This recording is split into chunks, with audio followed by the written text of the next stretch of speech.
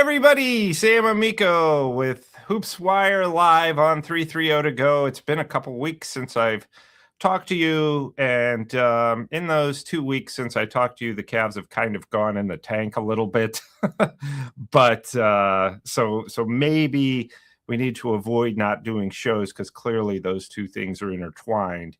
If the Cavs aren't watching me on 330 to go or Hoops Wire live, they're just not inspired, probably. So we have had, or at least the Cavs have had, a nice little break here, thanks to the NBA Cup. It's interesting that the teams that don't qualify for this NBA Cup quarterfinals get like 6 days off. And Doc Rivers actually complained about that last year, as the Milwaukee Bucks were playing in the NBA Cup, went to the quarterfinals, semifinals, and then the finals. The Bucks actually won the NBA Cup last year. And Doc Rivers was only half joking when he said, you know, it's real interesting that the teams that make this cup have to keep playing in the middle of the season while the teams that don't make it, like the Cavs this year, they get another training camp. They don't have any games. So, which is good news for the Cavs because they have some corrections to make. Right now, they sit in 7th place in the Eastern Conference. They entered the season as the Eastern Conference favorites. They're 14-11. Now, let's touch on that first, okay? Last year, it was late March, that they lost their 11th game. Now they're 14-11. So it's been very uneven, very clunky. They've had, Darius Garland in and out of the lineup, which I'll touch more on that in a second, and my feelings about that. But let me just say this, and I read, my comments on Facebook or emails or whatever from Cavs fans, and I'm looking at the standings right now. They're 14-11, and everybody's saying, "Boy, the Cavs are a mess." Which that's partially true, but they're only 5 games out of first place in the Eastern Conference. They're only 3 games out of second. And then I'll say people are saying the Cavs are a mess, but they're saying, boy, the Celtics and Magic are really playing well. Okay, let me run by the standings here again. Cavs at 14-11. Everybody's saying they need to blow it up. The Celtics and Magic, who are playing incredibly well, everybody says, are 15-10. So they have one more win and one less loss than the Cavs. So I think, we tend to lose a little perspective there. I talked to a GM from the Western Conference the other day, and he said, with the Cavs, he said, all they need to do is go on a 5-6 game winning streak, which they're perfectly capable of doing in June or February. They don't even need to do it now. They do it in June or February. Just stay in the race right now. And he's like, if they win 6 in a row, they'll be back in first place in the Eastern Conference. So have we seen signs that they can do that right now? No. Can they do it? Are they capable? Do they have the talent? Do they have the roster? Do they have coaching? Yes. So what I'm trying to say here is, yes, the Cavs have been uneven, rocky at the start. But, we've got about 60 more games to go. So, somewhere in there, I suspect they're going to get it together, and they're going to put together a winning streak and move right back up to first, or at least second in the Eastern Conference. And can I say something else? You know what? Since it's my show, I probably can. Unless Steve just kills it, which I wouldn't blame him. Anyway, so I think that last year, and it's not even thinking, I know, last year when the Cavs started 15-0, I got a lot of comments that said nothing matters until the playoffs. But now that they're 14-11, people are saying, blow it up. We've got to make trades. What's going on? These guys aren't motivated. And I'm like, I thought nothing mattered until the playoffs. Now all of a sudden it does. Now, I'm not trying to I'm trying to add perspective to what's been a troubling start, an uneven start for a team that has, aspirations and beliefs and was going into this season thinking that it could get to the finals. They have a few things they have to correct. Number one, what's going on with Evan Mobley? Why is he seemingly regressed a little bit offensively? I don't care about numbers or stats or what this year's stats compared to. I don't care. Just do the simple eye test. You could see that he's not been the same player offensively as he was last year. Defensively, still elite. But offensively, what's going on there? I don't know. The Cavs need to figure that out. Kenny Atkinson needs to figure that out. Darius Garland has not looked very good. But here's my contention. That's almost, to me, on the Cavs. As you know, the Cavs have been to this point playing Darius Garland for a game, resting him, playing him, resting him, calling it toe management, left toe management. And Garland has not been himself. And I'm like, either play him, either the toe is well enough to play every game, and if it's not, don't play him at all. You're not doing him any favors because he can't get into a rhythm because he's playing every other game, and it's taking the entire team out of their rhythm. And Darius Garland's not been very good so far this year. And, part of that's on him, but I think a big part of that's on the team. It's like, why are you playing him every other game? He can either play, and the toe is fine to play, or it's not. And if it's not, again, 60 games left, or whatever 82 minus 25 is. I don't know. Steve probably do the math, but it's close to 60. So 57. There we go. Thank goodness for Steve, because I would have said something like 12. But anyway, so they've got close to 60 games left. And I just think if Garland is not healthy enough, or if you're worried about his toe to this point, just sit him. Play him in January. That's the thing. All that matters. The fans last year who told me when the Cavs started 15-0 that nothing mattered until the playoffs were 90% right.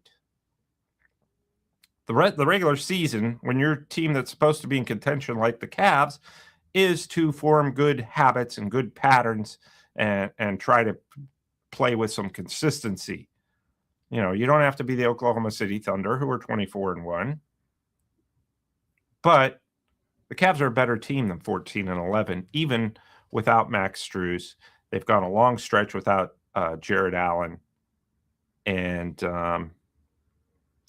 obviously, Darius Garland in and out of the lineup, Lonzo Ball in and out of the lineup. I am total disagreement with, and maybe I'm in the minority, but I'm in total disagreement with playing a guy a game, resting him, playing him, resting him.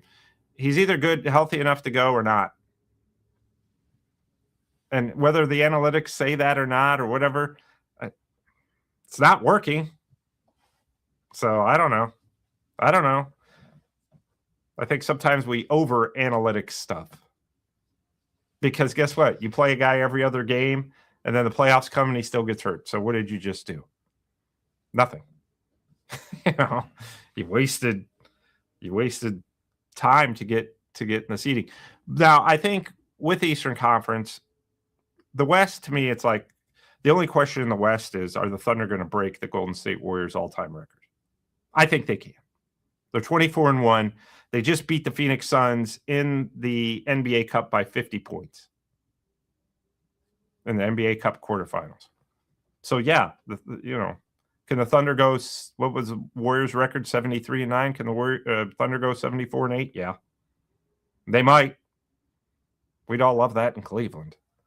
Yeah, the Warriors no longer hold the best regular season record in NBA history. And given what happened between that rivalry between the Cavs and the Warriors, which was for 4 years there, kind of on the same stratosphere as the Browns and the Steelers, I think that most Cavs fans are rooting for the Thunder to break that Warriors record. And these Thunder, here's something else to think about the Thunder. They're 24-1. The Los Angeles Clippers have been terrible, and they could be in the NBA draft lottery, the Clippers. They could win the number 1 pick, the Clippers. And guess what? They don't own their pick. They traded it to the Thunder.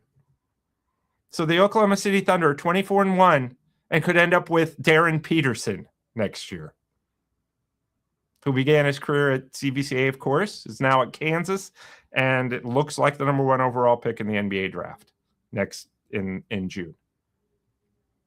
He could end up with the Oklahoma City Thunder. There are a few things in life that are guaranteed other than the Clippers are somehow going to mess things up. It's like the Clippers, the Browns. Is there a baseball version of that? Maybe the Chicago White Sox? Although, they had an all-time, a couple years ago, all-time terrible record. But for sure, the Browns and the Clippers are the poster children for how not to do things. Of course, getting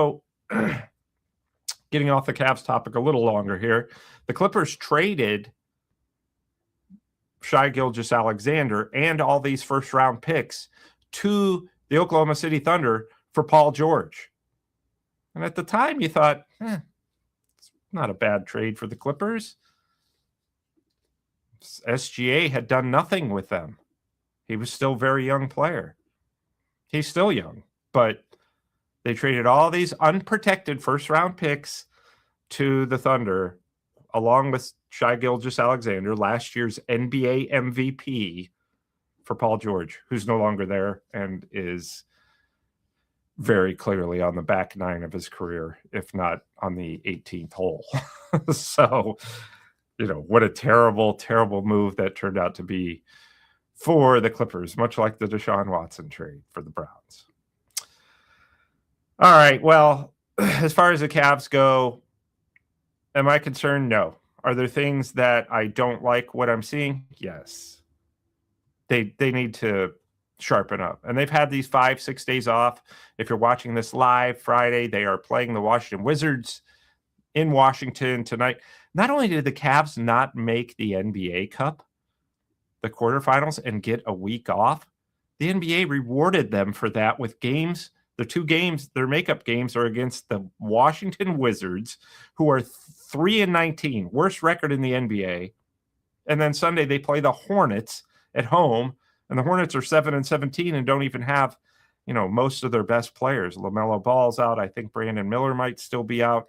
So the Cavs are basically, you didn't make not only did you not make the NBA Cup and get 6 days off to try to correct things, but we're going to give you 2 of the worst teams to play by not making the Cup. So I don't know what the incentive would be to make this NBA Cup.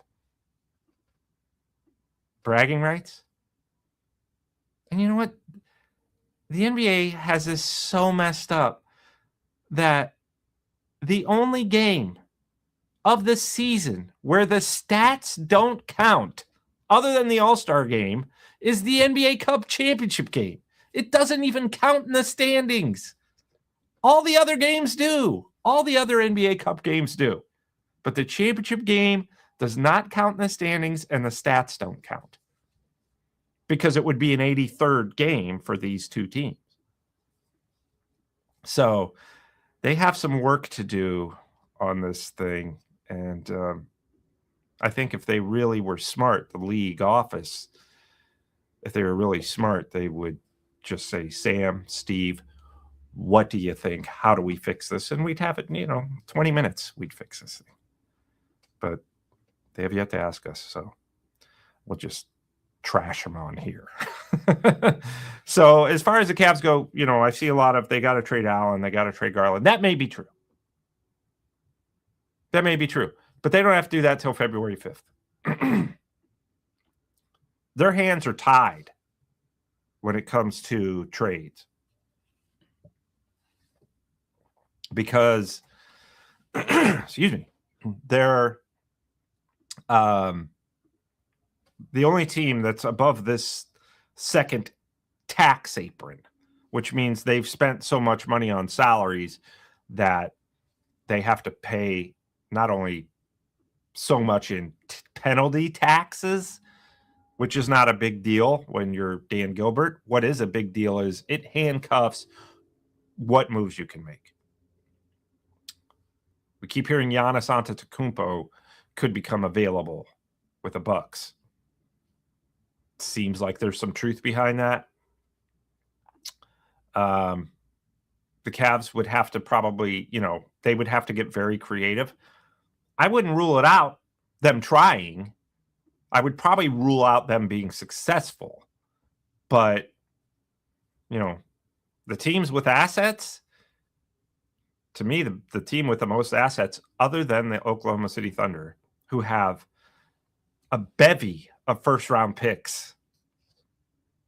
I don't know if the Thunder would want to mess with a good thing. They're perfectly fine as is. They're already probably, they're far and away the favorites to win the championship. So I don't know that they would go there, but they have the most assets in the NBA. Because here's the thing. The Thunder, when they made all these trades and got all these players, they were expecting to stink for a few years. Well, that never happened. These players just came out of nowhere. The Shai Gilgeous-Alexanders, the Jalen Williams, Isaiah Hartenstein, who used to be with the Cavs. They let him walk.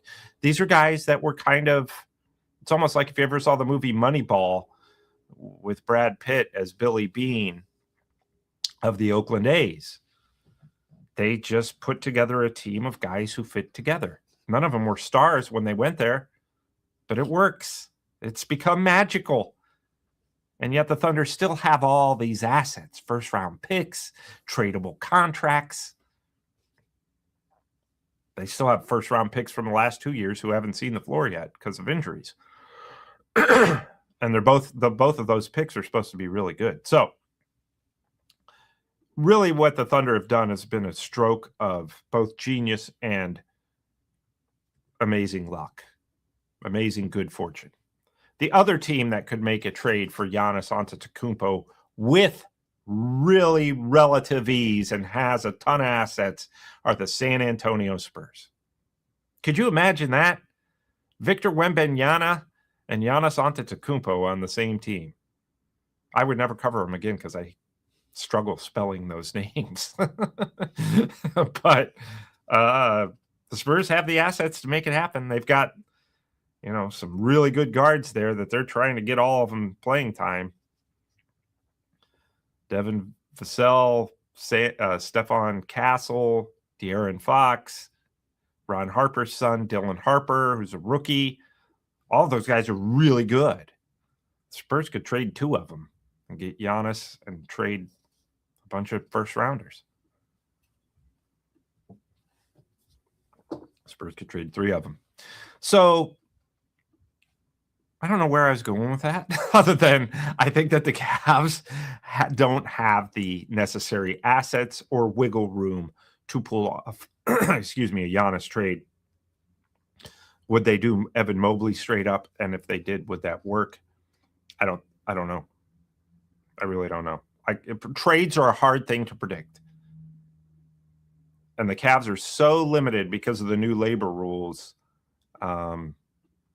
It just seems to me like a long shot. So do I think they'll explore some trades? Yes, of course. But they're not going to do it at 25 games. Not when, as Steve says, there's 57 left. 45 game mark, 20 more games. Then you start looking into it. Right now, no, they're not having any conversations. There's no sense of panic. You know why? Because as so many of you have told me last year, when they were winning 15 games in a row to start the season, went on another 15-game winning streak, went on another 12-game winning streak. Nothing matters until the playoffs. And you're right, for the most part. So now, and the people who say that in their defense, you want to get set up for the playoffs. So the Cavs are very fortunate that the playoffs don't start in December or January. Start late April. So there's so much time. Thank you, Jamie. That's not often I hear that I'm right. And that's exactly it. I think you need to wait. I mean, they have not had Max Strus. That's a huge loss. Maybe not necessarily so much on the floor in that he's an all-star, but there's the guy who's going to bring it every night, and he's going to call people out on the court. He's going to motivate people. He's going to be that energy veteran voice who's been to a finals, right? He went with the Miami Heat, and he brings some of that winning culture with him. So they miss Max Strus. They miss Sam Merrill. And he doesn't sound like he's real close to returning just yet. So, those are two very underrated pieces. Strus, you're playing Garland every other game. I don't like the decision, but that's what it is. It's obviously taking him some time to get into a rhythm. Hopefully after this week of a week off with no games, they'll just be able to send Darius out there and let him go. Jared Allen's supposed to be back tonight. You need your pieces, because if you're without Darius Garland, everybody has to shift, right? Everybody's got to shift into a different role. If you're without Jared Allen, same thing. Everybody's role changes a little bit. And there's an adjustment there. And there's a lot of injuries all over the NBA, but I think when you're missing a point guard who you're used to having out there, who's an all-star last year, that really changes your dynamic. You look at the teams that lost their starting point guard, those are the teams that are struggling right now. Indiana Pacers, there's no bigger example than them. Without Tyrese Halliburton, they're not very good right now. I suspect they're going to get it turned around a little bit. The Hawks, they won a few games without Trae Young, and now they're sliding. It's tough without your point guard, because that's the guy who runs everything. Imagine the Knicks if they didn't have Jalen Brunson. That's a big loss. The Magic finally got their act together because Jalen Suggs came back. The point guard is the guy. It's like losing your quarterback in football. So, I'm willing to give Darius Garland time. I'm willing to give the Cavs time. Somebody on my Facebook page said, what's going on with, and I don't say this to be mean or rude. I just say, what? Ask me again after 45 games. Thank you, Ben. Steve, can we hire Ben to do this show? Because clearly I don't know what I'm talking about. Jared Allen did practice all week. So I think there is some excuse for injury. There's not an excuse to lose to the Golden State Warriors without Steph Curry, Draymond Green, and Jimmy Butler at home. That's a lack of effort. That's a lack of focus. You still have Mobley. You still have Mitchell. One thing the Cavs are doing, obviously, that we've seen, and this is going to benefit them in the long run, the Jalen Tysons, the Naquan Tomlins, the Craig Porter Jr.'s, the rookie Tyrese Proctor, all of these guys are getting a lot of minutes right now. That hurts you. I love those guys, don't get me wrong, but that hurts you. Because in the NBA, youth does not win. Doesn't win. It could give you some good minutes. But young guys, unless they're Michael Jordan, LeBron James, or Kareem Abdul-Jabbar, rookie and first, second-year players in the NBA aren't winning. They're not winning any games. They don't know how to do it. They don't know how to finish. So that's one reason. While the Cavs bench, these young guys are very promising and they're fun to watch, and they're the guys who bring the energy, which shouldn't be the case, but they are. They're not going to win you basketball games. That's a big reason the Cavs are losing, is because, we have to play Craig Porter Jr., Jalen Tyson, Naquan Tomlin, Tyrese Proctor, these guys aren't. They're great. They're fun to watch. They're bringing energy. They're tons of promise. But you're not winning many games if you're playing those guys a lot. Tyson's in his second year. He's still coming around. You know? Do you think, look at the Cavs the first year. We're going way back. The first year they had LeBron James. He was amazing. Didn't win much because they were so young. And young teams in the NBA do not win regularly. They might get hot for a minute or two. Charlotte Hornets got really hot with the kid from Duke, Con Canupul, who may be edging Cooper Flagg, his old Duke teammate, as Rookie of the Year. I doubt it, but Con Canupul has been fantastic for the Hornets. He leads all rookies in scoring. He's been one of the best rookies I've seen in a while. And he's played every game, just about. Hornets, not winning. I think they have some other chemistry issues there as well, but I'm still making my point. Jordi Fernandez, former Cavs assistant during the LeBron era, now the head coach of the Brooklyn Nets. He told Boobie Gibson, my co-host on Full Court Cleveland, I'm waiting for Steve to throw up the graphic. Anyway, the new Full Court Cleveland is out, by the way. It came out last night. Boobie Gibson, myself, Rafa Hernandez-Brito. And yes, I purposely put myself ahead of Roth because I know he watches this and it will make him mad. Anyway, on Full Court Cleveland, Boobie is tight with Jordi Fernandez, the Nets coach. And you look at the Nets and they drafted 5 first-round. They have 5 first-round picks, so they have 5 rookies on that team. Jordi Fernandez told Boobie Gibson, I have no idea who I'm supposed to turn to in that locker room to lead. He's like, besides me, there's got to be a player. There's got to be a player. People ask me what's going on with the Cavs. I tell them one thing that does impact them, and this is something fans don't see. I have the benefit of seeing because I'm in the locker room. When they traded George Niang, and I know he was a frustrating player and all that, and I get it. They lost a voice in the locker room. They don't have this. And same thing with Tristan Thompson. They do not have this. It can't just be the coach. It can't just be the coach trying to motivate guys.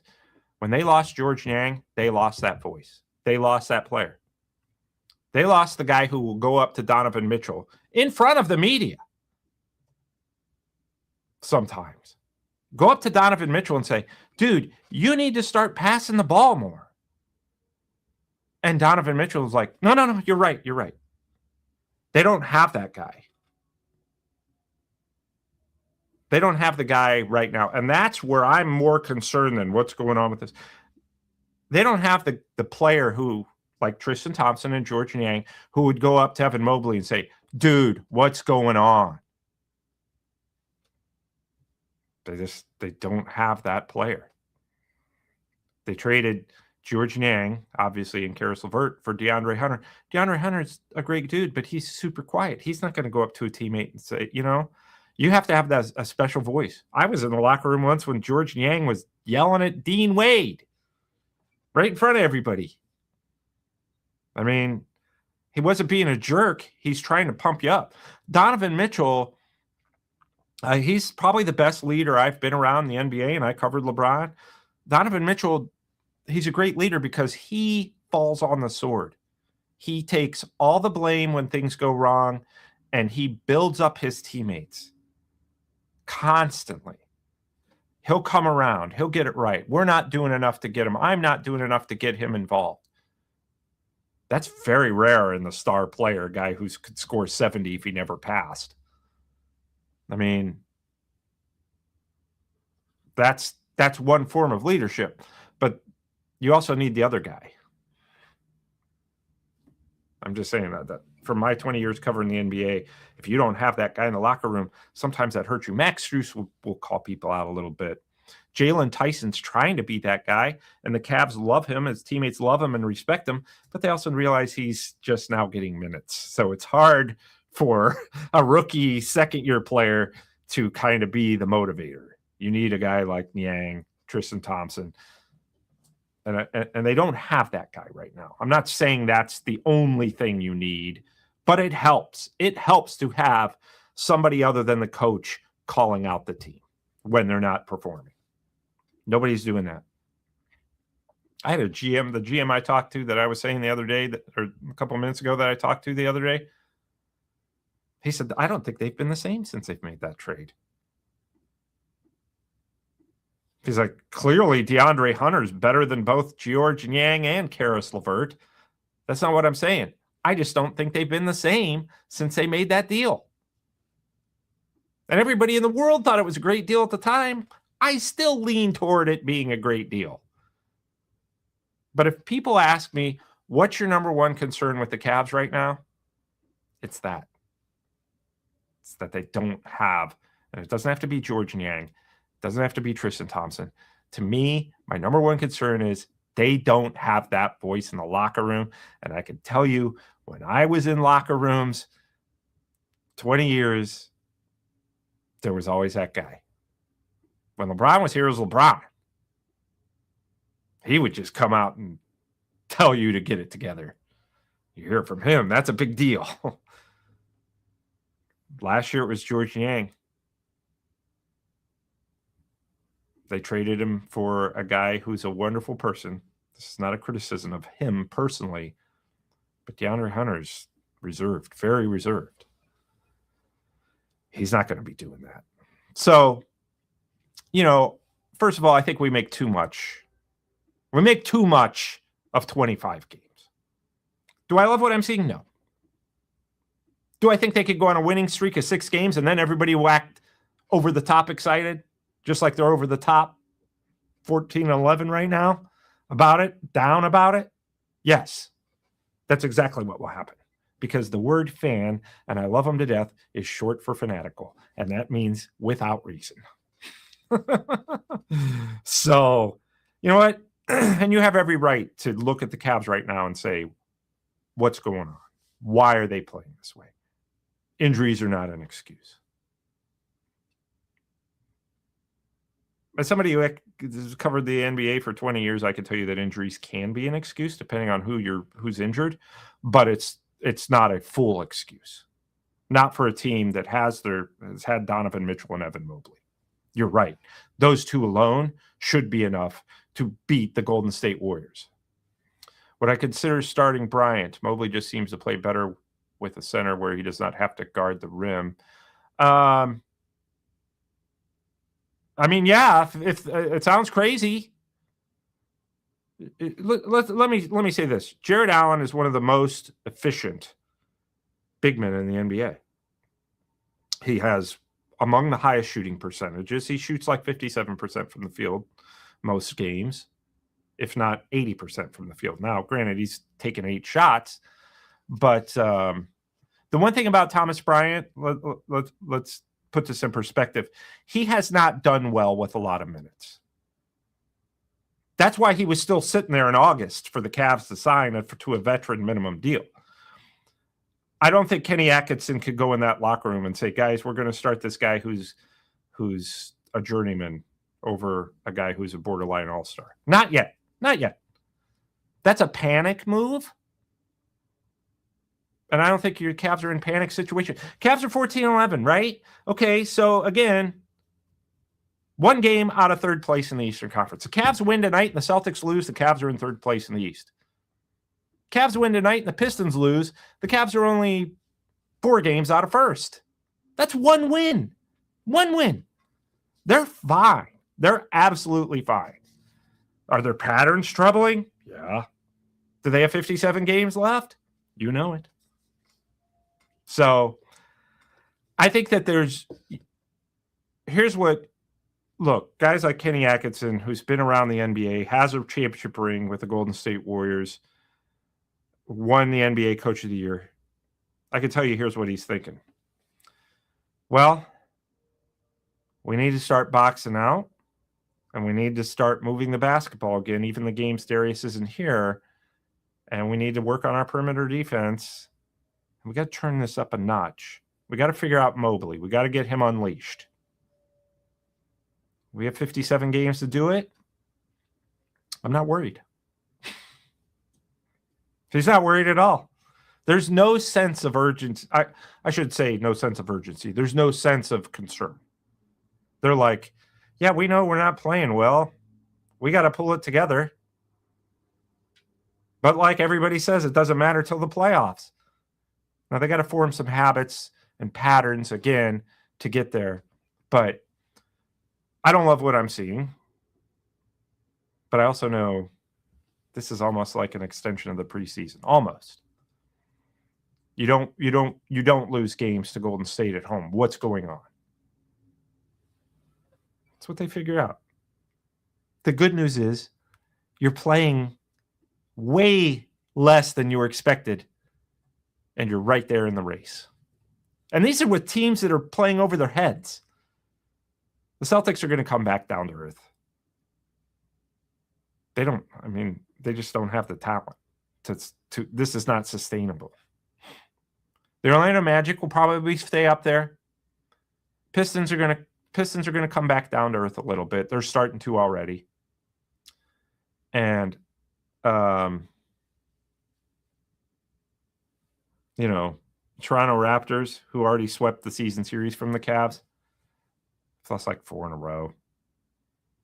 Reality will set in eventually, and all of this will play out.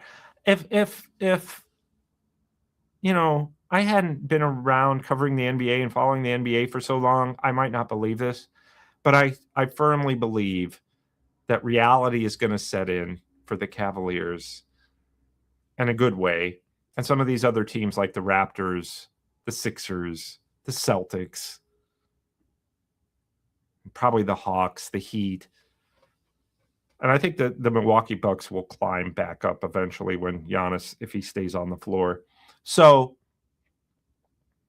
this is, we're not even halfway through the season. We're a quarter of the way through.